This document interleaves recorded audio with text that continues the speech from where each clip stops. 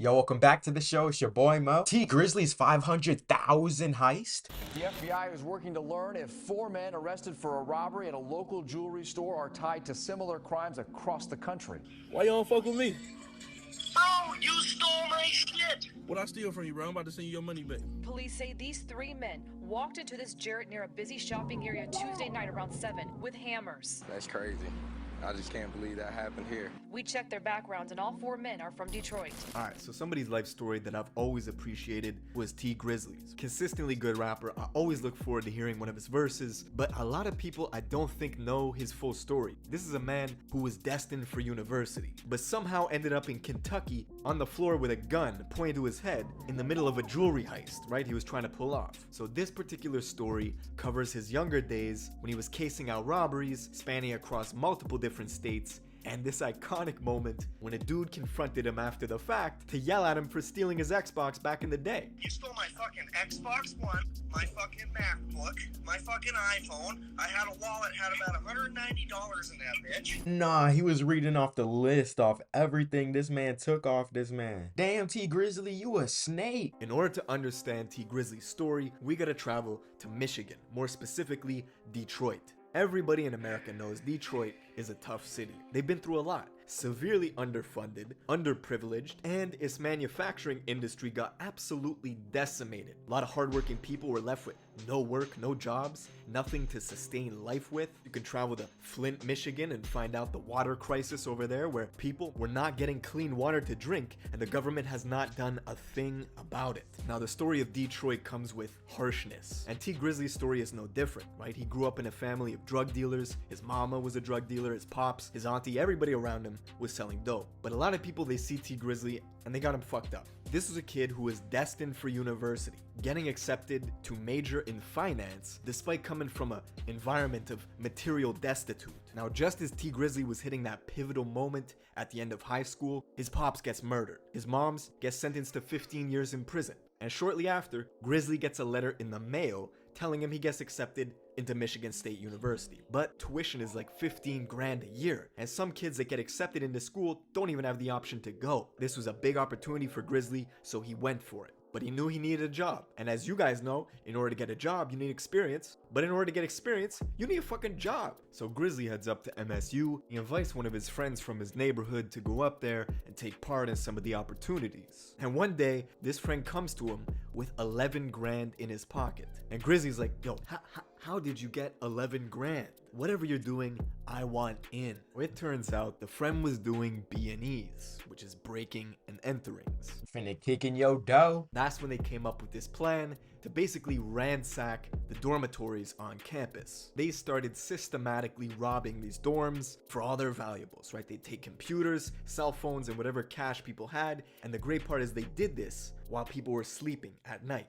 Grizzly's a big guy. I don't know how he was able to tiptoe into people's dorms and steal their shit at night. Nah, it's easy to tiptoe, man. There be some agile big guys out there, man. Nah, but imagine though, you're in college, you're asleep in your dorm, my nigga. You open your eyes, you see T Grizzly standing above you, bruh.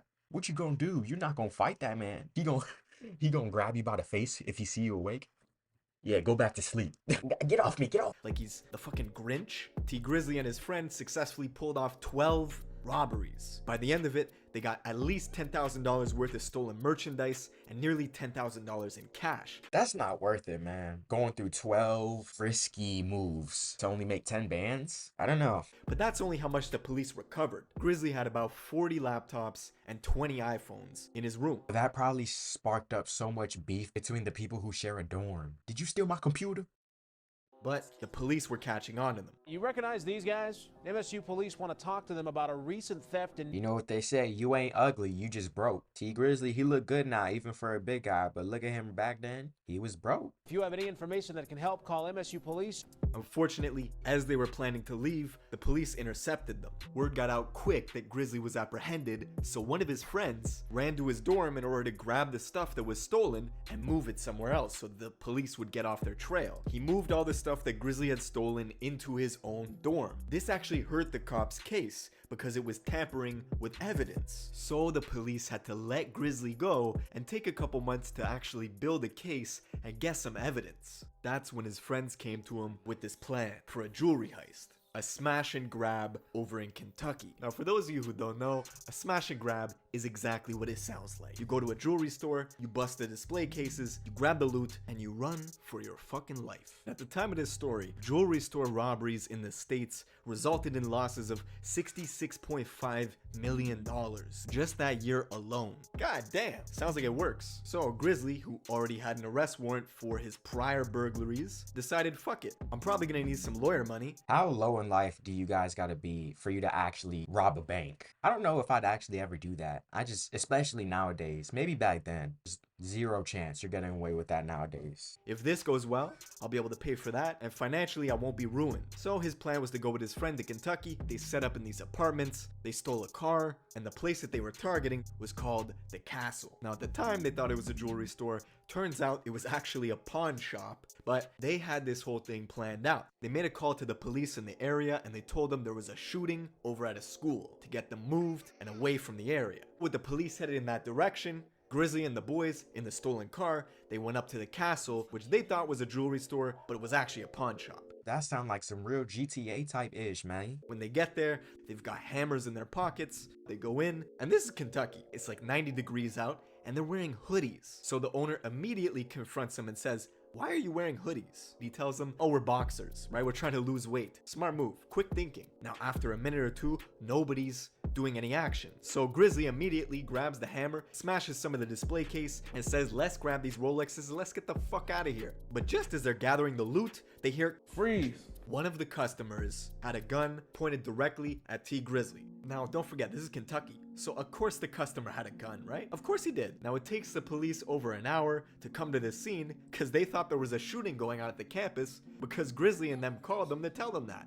Now Grizzly was found guilty of the botched robbery and they had to sit down and do some time in Kentucky. Damn, that's rough, man. If I was T Grizzly in that situation, I'd be so sick. Right at that moment, you turn around. In your head, you just see the mission failed jump from GTA. Bro, them cops took over an hour to get there, bro. They would have got away with that. But that customer, man. Which, by the way, the prison in Kentucky is terrible, bro. It's one of the worst prisons in the US. And after he served time there, he had to go do time in Michigan for the dormitory burglaries. This made Grizzly into the man he is. He took this life story and he made First Day Out, the track that basically gave him a career. And I don't know if you guys have noticed this, is Grizzly's got some of the best jewelry right now. The grizzly bear piece, the Cuban links that he has, and that illustration of his downfall being because of a botched jewelry heist. And then now, he's got some of the best jewelry in the game. I just think that's a beautiful illustration. WT Grizzly, and now what he's doing now, he just streaming gaming, man. Like, he living a good life right now, man. I be tuning into some of his videos. He's still making popular music, bro. He on the trending charts with that robbery stuff. WT Grizzly, shoot the like button for me.